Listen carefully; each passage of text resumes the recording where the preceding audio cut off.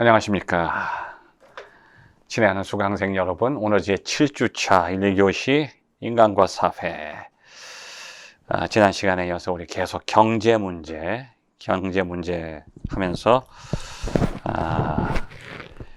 두 가지 경제 이론의 관점, 기능론과 갈등론.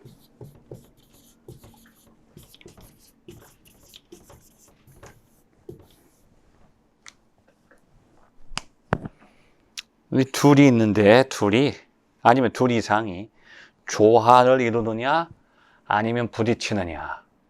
이 세상은 둘 중에 하나예요. 잘 조화하든지 부딪히든지. 세상에 존재하는 모든 것들은 그 두 가지 성질이 있어요. 다른 것과 잘 화합하는 성질과 부딪히는 성질. 플러스와 마이너스는 화합하죠. 마이너스와 마이너스는 부딪혀요. 이것은 물리 현상일 뿐 아니라 사회 현상이에요.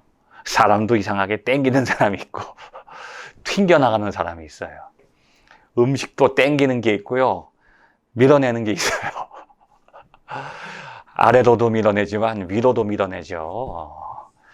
자, 그래서 서로 땡기는 것을 기능론이라고 하고 밀치는 것을 갈등론이라고 그래요. 근데 둘 중에 어느 것이 맞다고는 할 수 없어요. 섞여 있으니까. 근데 기능론적인 입장이 이제 뒤르켐이라는 사람, 뒤르켐 아니면 막스 베버. 갈등론은 칼 막스. 여러분 어떻게 보시겠습니까? 이 세상이 기능론적으로 돌아가는 것 같으신가요? 그 아주 좀 낙관적인, 아주 낙천적인 입장일 수도 있고, 세상이 부딪히는 것 때문에 살아간다. 왜냐하면 인간 안에 또 성격이 대극적인 것이 있어요. 내 안에 대립적인 그 안에 있는 의식들이 부딪혀서 이게 에너지가 생겨나는 거죠, 이게.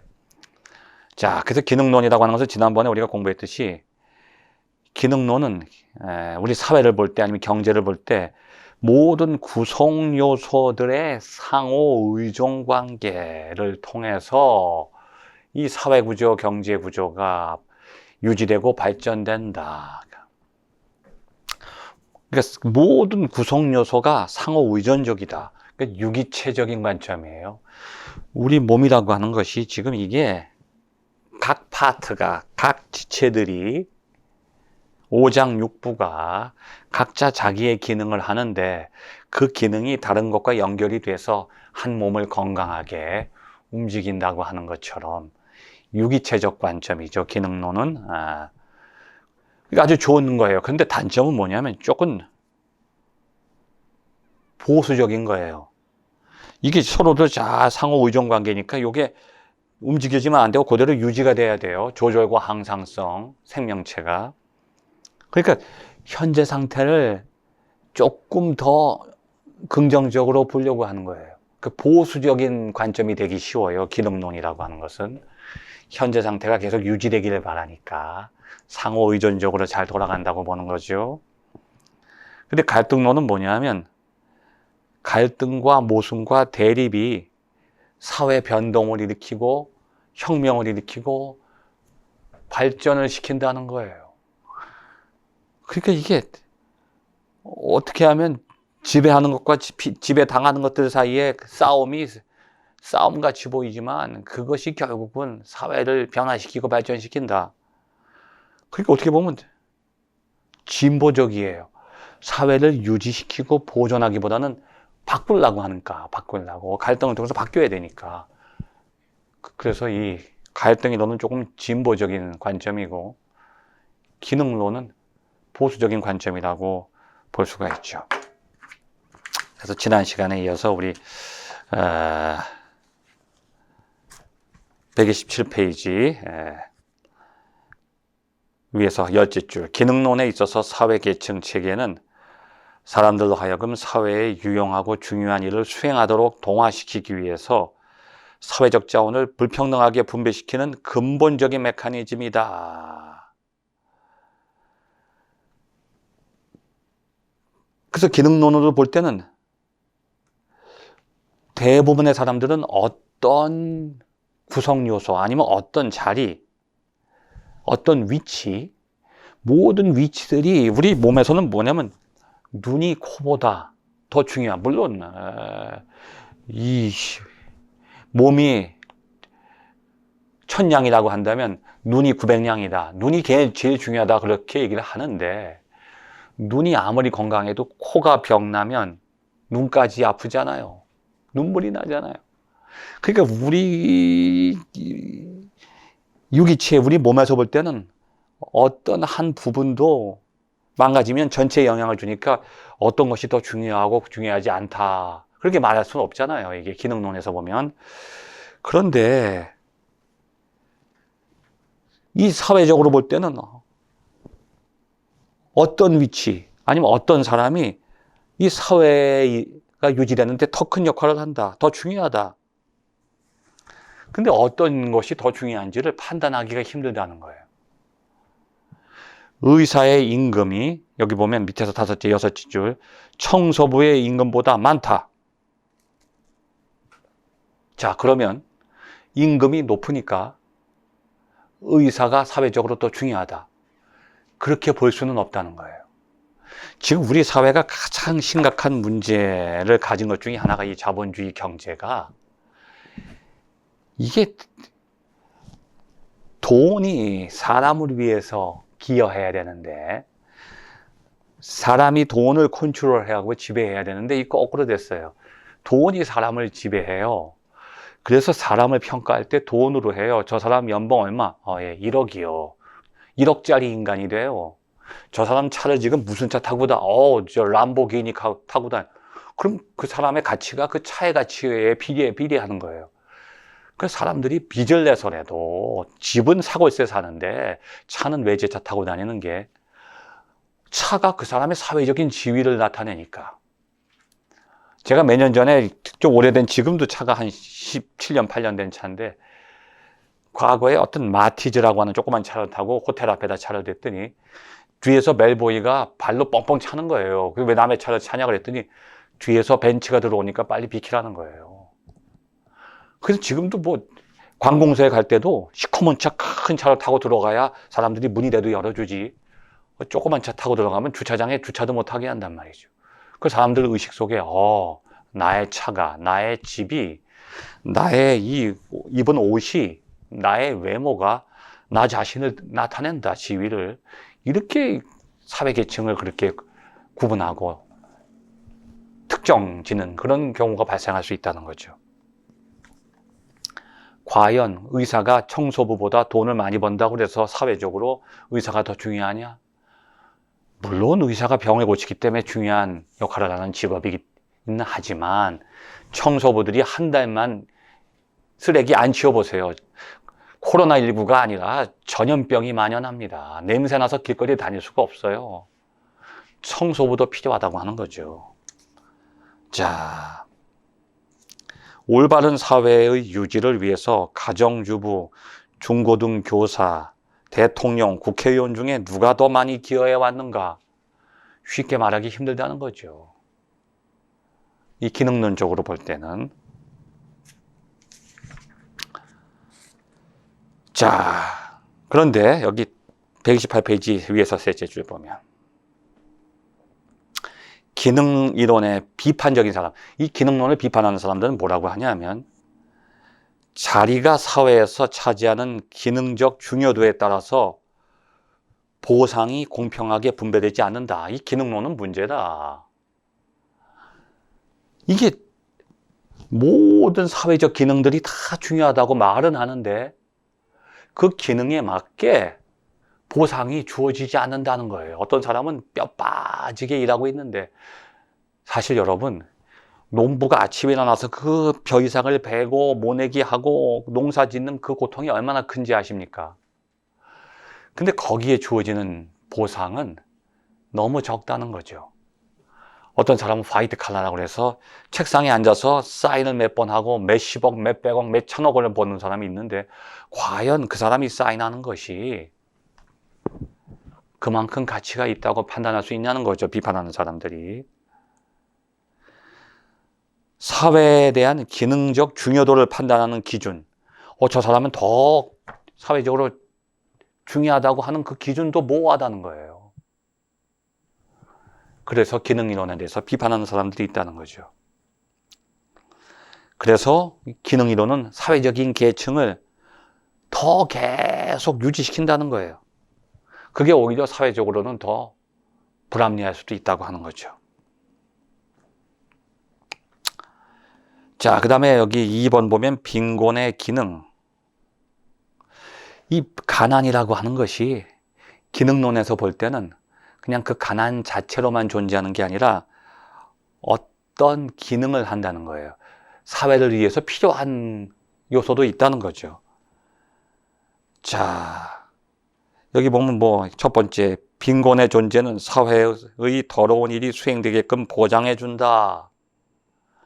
그러니까 빈곤한 사람들은 자기의 하나의 위치를 자기가 받아들이면서 요즘 말하는 3D 업종 같은 거, dirty, dangerous, difficult, 더럽고 어렵고 위험한 일들을 요즘에 외국인 노동자들이 맡고 있는데 그들이 빈곤계층이잖아요. 결국은 사회를 떠받치고 있어요. 그들이 떠나버리면 우리 사회 1차 산업이 무너집니다. 자, 여기 나오죠. 저임금의 더럽고 위험하고 어려운 3D 업종, 이걸 꺼리게 되는데 빈곤의 존재가 이것을 떠맡는다는 거예요. 두 번째, 가난한 사람들이 저임금으로도 기꺼이 일을 하기 때문에 이들은 부유층의 이익이 되는 경제적 활동에 자기들이 보조금을 내는 거예요. 가난한 사람들 덕분에 부유한 사람들이 먹고 산다는 거죠. 이게 빈익빈 부익부. 경제의 모순 속에 이 빈곤의 역할이 크게 기여한다는 거예요. 자, 세 번째. 빈곤은 빈민층과 관련된 사람들을 위한 일거리와 일자리를 제공해준다. 타당하죠? 네 번째. 빈곤은 빈민층 이외의 사람들은 원하지 않는 저급의 상품 시장을 창조하고 유지시킨다. 저임금 노동. 요즘에 아르바이트 시간당 10,000원. 이거 혹사당하는 거죠, 학생들이. 그 다음에 빈민층은 성공을 향한 사회적 경쟁 체계에서 공식적으로 실패자 또는 낙오자로서 비춰짐으로 인해 가난하지 않은 사람들의 사회적 지위를 확인시킨다. 이 빈곤층 덕분에 상대적 부유층이 존재한다는 거예요. 이 빈곤층 덕분에 빈곤하지 않은 사람들의 사회적 지위가 확보된다는 거예요. 좀 이거 여러분 이런 얘기해서 죄송하지만 IMF 터졌을 때 그때 가난한 사람들은 정말 더 가난해졌어요. 그때는 진짜 돈 있는 사람들만 여유 있게 살았죠. 그때 어떤 사람이 저한테 한 얘기를 기억해요. 조금 경제가 더 어려워졌으면 좋겠다는 거예요.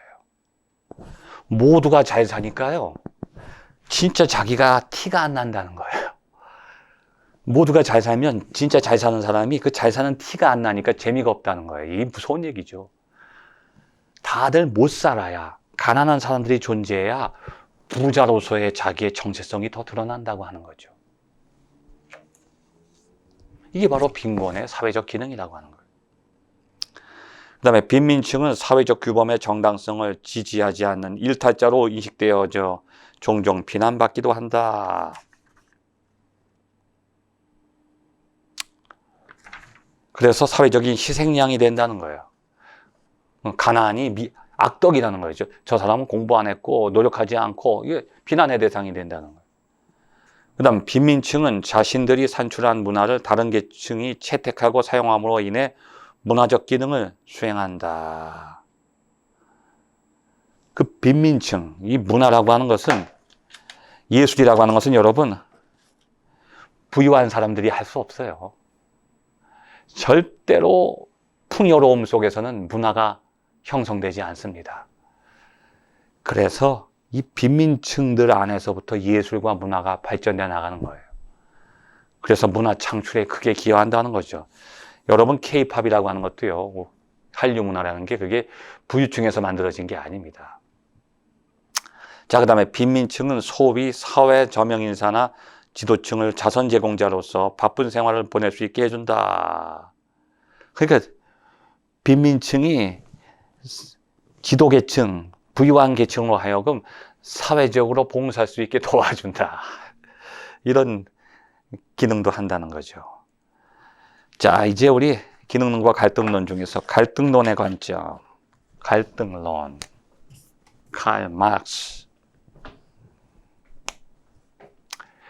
칼 막스는 사회주의자예요. 근데 이 칼 막스는 자신이 갈등 이론을 만들어낸 게 아니라 누구에게 영향을 받았죠.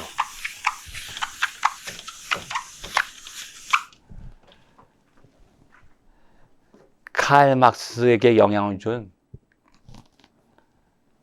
역사 철학의 대가가 누구냐면 헤겔이에요. 헤겔.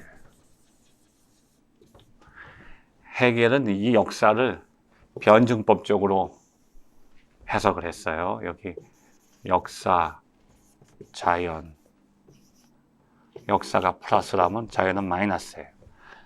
그러니까 이 역사라고 하는 것이 갈등을 통해서 발전해 나간다. 왜 갈등을 통해서 발전해 나가느냐? 역사를 구성하는 요소가 둘인데 대립적인 요소예요. 역사와 자연 이렇게 본다면 이게 긍정적인 플러스고 이게 부정이에요. 근데 헤겔은 긍정적인 요소 안에도 부정적인 요소가 숨겨져 있고 부정적인 요소 안에도 긍정적인 요소가 숨겨져 있다고 봐요. 그러니까 이것 자체가 대립인데 또 자기 안에 대립이 있어요. 이거는 헤겔적인 해석이기도 하지만 이건 전통적인 해석이에요. 프로이드한테도 그런 해석이 있고 다 그건 뭐 역사로부터 물려받았는데 어디서부터 왔냐면 저 멀리 수천 년 전에 그리스 로마의 문화, 헬레니즘에서부터 내려오는 거예요. 이상세계와 현실세계, 보이는 세계와 보이지 않는 세계, 정신과 육체, 이 대립적인 두 요소, 음과 양 이런 것들이 인간과 역사를 발전시켜 온다는 거죠. 대립이라는 게. 음양 이론이에요. 음이 있고 양이 있어야 조화가 된다는 거예요. 우리 동양적인 사고에 하면. 남자가 있고 여자가 있어야 인간이 발전해 나간다는 거죠.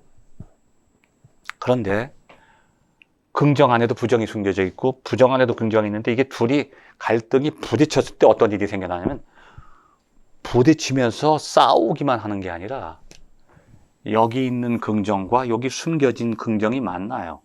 그럼 어떻게 되냐면 플러스 플러스가 되죠. 그리고 여기 있는 부정과 여기 있는 부정이 만나요. 마이너스 마이너스가 되죠. 최악이에요. 부정과 부정이 만나면 빵 해서 무너져 버려요. 근데 긍정과 긍정이 만나면 승화가 돼요. 그래서 이 갈등 이론의 출발점은 물론 최초는 아닐지라도 근대 역사에 있어서 그리고 근대 사상에 있어서 갈등 이론의 창시자는 칼 막스가 아니고 프레드리히 헤겔이라고 하는 것, 그리고 헤겔의 좌파가 자본주의가 됐고 실패했어요. 헤겔의 우파가 자본주의가 됐고 헤겔의 좌파가 사회주의가 된 거예요. 그래서 헤겔의 우파는 자본주의와 진화론으로 발전했고 헤겔의 좌파는 사회주의로 발전했고 지금 우리가 책에서 공부하는 칼 막스는 헤겔의 좌파입니다. 그래서 똑같이 칼 막스가 요거를 자기가 받아들여서 헤겔의 변증법을 칼 막스가 자신의 변증법으로 해석을 하면서 그 속에서 갈등 이론을 만들어내는 거예요. 이게 갈등 이론이에요. 이게 플러스와 마이너스가 여기서 만나니까 아직은 여기 딱 붙어서 여기 숨어져 있으니까 갈등이 심하지 않아요. 이것을 헤겔은 reservoir에 아직 잠재되어 있는데 이게 쭉 시간이 전개되면서부터 갈등이 여기 최고조예요. 갈등이 생기는 이것과 부딪히는 거예요. 이게 dolore, 아프다는 거예요. 갈등이 심한 거니까. 그 다음에 다시 이게 쭉 만났을 때 이게 플러스 플러스로 승화되면서 이게 elevare, 승화라는 거예요. 이게 변증법 이론이에요. 역사가 어떻게 발달하느냐? 두 대립적인 것이 부딪힐 때 부딪힘을 통해서 그 에너지가 역사를 발전해 나가고 승화시키는 방향으로 나아간다는 거예요. 근데 칼 막스가 요거를 조금 오해해가지고 이것을 빼버리고 이것을 뺐어요. 그러니까 칼 막스는 플러스 마이너스가 그냥 플러스 마이너스 만나면 그냥 플러스 마이너스 또 플러스 마이너스 단일 구조가 된 거예요. 그래서 칼 막스는 요 둘이 싸우면 요게 된다는 거예요.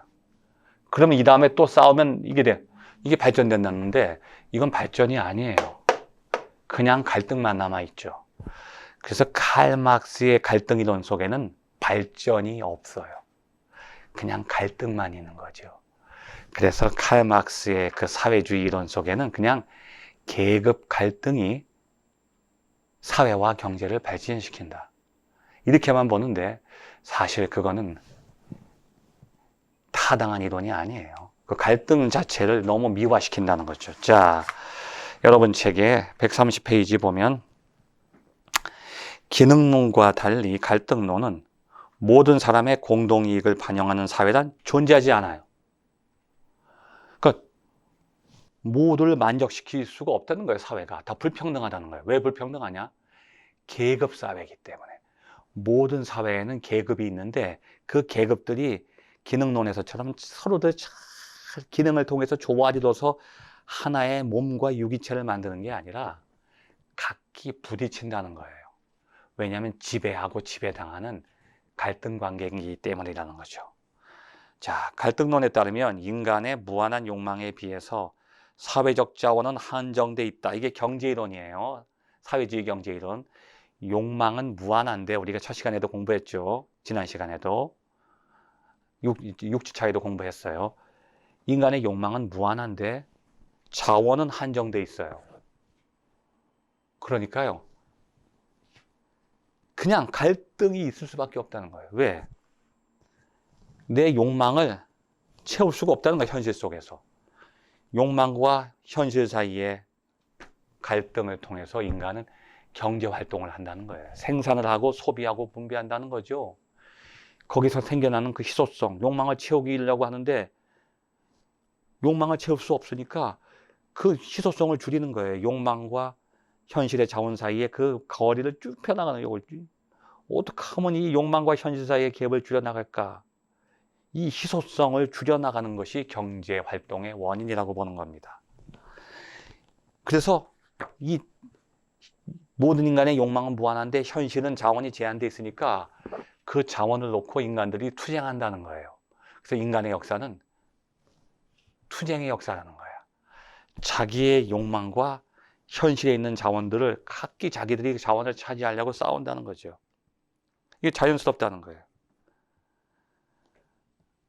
그래서 서로 다른 계급으로 나눠져 있고 이 계급들은 자신의 이익을 늘리거나 늘리기 위해서 끊임없는 투쟁을 벌이고 있다는 거죠. 그래서 지배계층 부르주아는 자신의 지위를 보호하기 위해서 피지배계층을 학대하고 혹사시키고 그 계급 갈등을 계속 유지시켜 나간다는 거예요. 부유층과 권력 집단이 다른 통제 수단과 권력의 행사를 통해서 그 불평등을 지속시켜 나간다는 거예요. 그래서 칼 막스는 그런 계급 갈등을 해소하기 위해서는 사회주의 혁명이 일어나야 된다고 보는 것입니다. 인간 사회가 불평등해지는 것은 경제적으로 그러한 계급적인 갈등이 존재하기 때문에 인간 사회는 불평등할 수밖에 없다는 거죠. 그리고 그 불평등을 지속적으로 조장시키는 것이 바로 무엇이냐? 그것이 바로 자본주의라고 하는 거예요.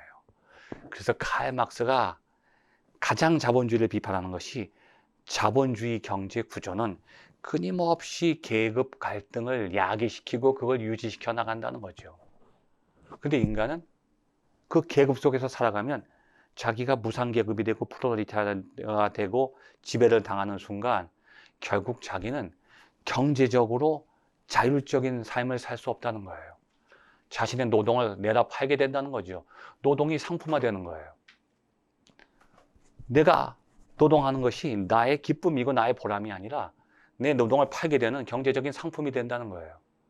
그래서 인간은 자본주의 경제 구조 속에서 살아가게 될수록 그러한 계급적인 갈등 속에서 점점 비인간화되고 소외되고 있다고 하는 것이 막스가 보는 자본주의에 대한 비판이죠.